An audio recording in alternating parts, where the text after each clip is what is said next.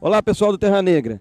Estamos aqui em Tel Aviv, exatamente em frente ao Museu da Independência de Israel, onde no ano de 1947 foi declarada a independência desse país. Vamos contar um pouquinho dessa história para vocês.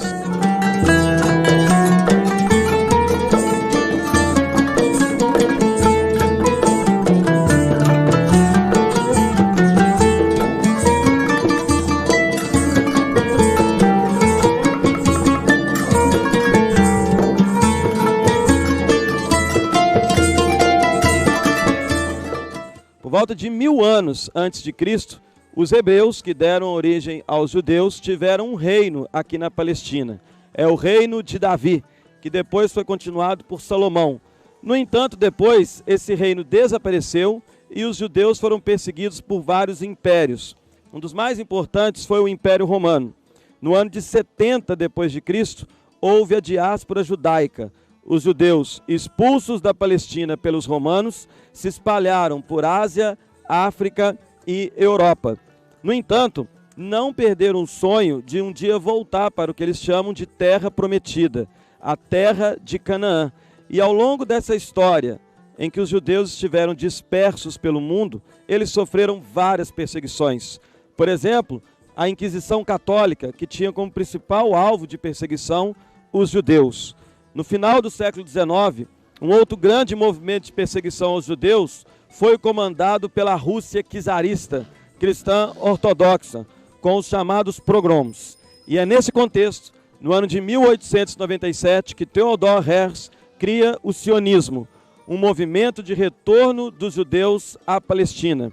A ideia de que os judeus só deixariam de ser perseguidos quando eles tivessem um lar, e esse lar deveria ser a Palestina. Theodor Herzl é o criador do sionismo, e David Ben-Gurion, aqui uma foto dele bem atrás de mim, seria o consolidador do sionismo. Ben-Gurion é um judeu de origem polonesa, que também sofreu a perseguição dos pogroms e veio para cá no início do século XX.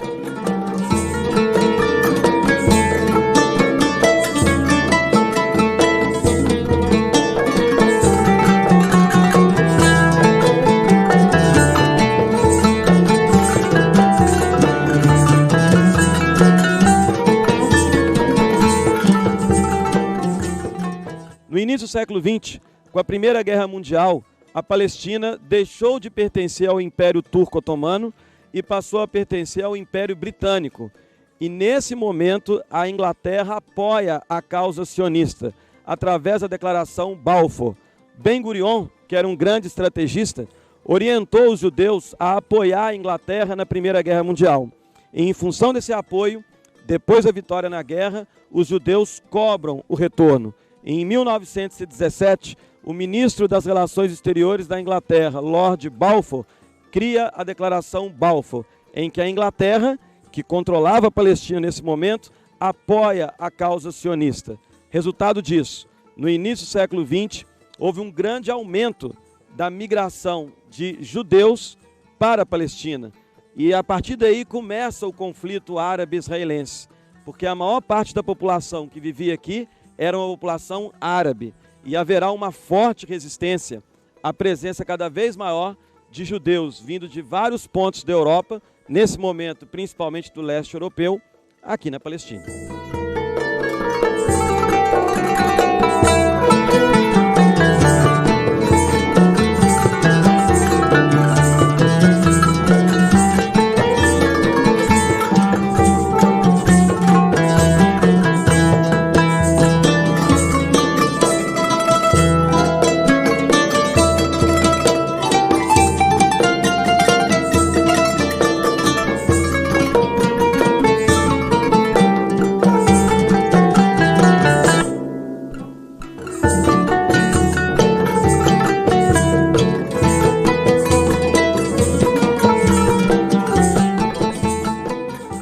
Bom, pessoal, como destacado pelo professor William, a Declaração de Balfour, em 1917, lança as sementes para a criação do Estado de Israel.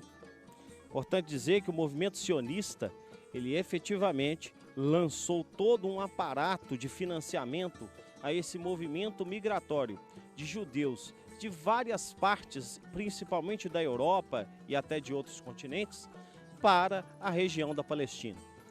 E é importante dizer que a região da Palestina, ela não se constituía como Estado independente, com fronteiras reconhecidas. Não era um Estado efetivamente criado a partir de um consenso geral. No contexto da Segunda Guerra, vamos verificar que esse movimento migratório de judeus se intensifica. Evidentemente, a perseguição da Alemanha nazista faz com que milhares de judeus busquem a região da Palestina como refúgio. O projeto sionista ganha força nesse contexto. E no pós-Segunda Guerra, vamos verificar que a Inglaterra repassa essa questão da Palestina para a ONU, a recém-criada ONU, na Conferência de São Francisco em 1945.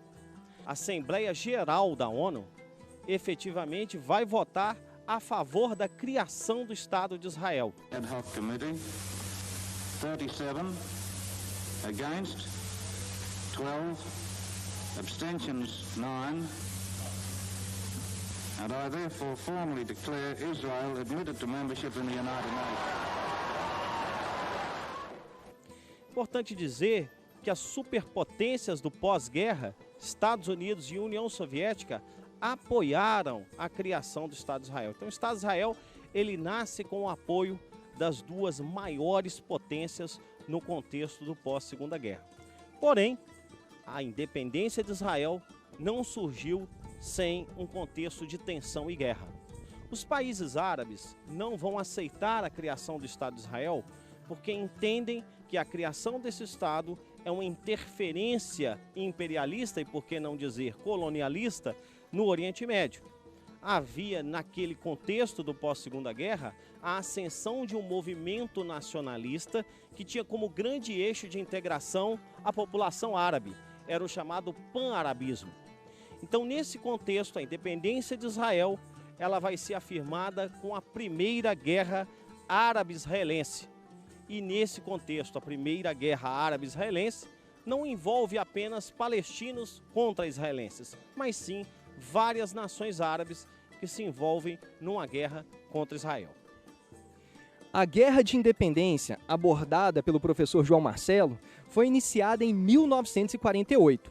E nesta guerra, 5 países árabes mais um exército lutaram contra Israel: Jordânia, Iraque, Líbano, Síria, Egito, mais o exército palestino contra Israel. E o resultado você já sabe, Israel sai vitorioso. E quando Israel ganha esta guerra, acaba ampliando o seu território. Vale destacar que áreas que eram destinadas ao povo palestino não foram anexadas somente por Israel. Países árabes anexaram porções destinadas ao povo palestino. Destaca-se, por exemplo, a faixa de Gaza, que foi anexada pelo Egito. Desta forma, o povo palestino perde suas terras ou parte das suas terras para israelenses, mas também para países árabes. Desta forma, fica aquela ideia de retorno ou da vontade de retorno de alguns palestinos para a região da Palestina. Da mesma forma que lá no final do século XIX e início do século XX, o povo judeu tentava formar o seu Estado voltando para a região da Palestina, hoje existe o anseio de pessoas palestinas que foram expulsas da região da Palestina, o anseio de retorno para esta área para a constituição do seu Estado, já que nós não temos um Estado palestino, temos apenas o Estado israelense. E se este Estado, o palestino, fosse constituído, deveria ser constituído de acordo com as determinações da Conferência da ONU lá em 1947. No entanto, o que você acabou de ver foi que as terras palestinas foram reduzidas e continuarão a ser reduzidas nas próximas guerras que nós vamos descrever aqui. Um forte abraço. Tchau, tchau.